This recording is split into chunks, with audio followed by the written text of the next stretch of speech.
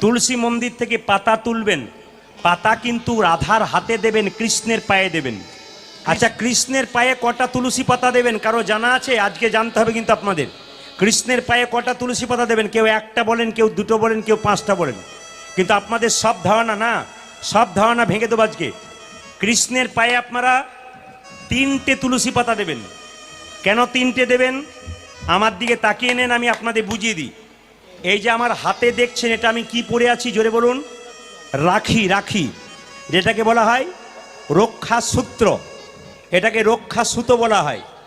এই রক্ষা সূত্রটা ভাই বোনকে পরায়, বোন ভাইকে পরায়, দিদি ভাইকে পরায়, আবার দাদা বোনকে পরায়, আবার বন্ধু বন্ধুকে পরায়। একটা একটা করে জানবেন। এই যে রাখি বন্ধন উৎসব, আমি তখন ছিলাম আলিপুরদুয়ার, মানে কোচবিহার আলিপুরদুয়ার, কত দূর বুঝতে পারছেন তো? ওখানকার ছেলে মেয়েরা আমার হাতে রাখি বেঁধে দিয়েছে।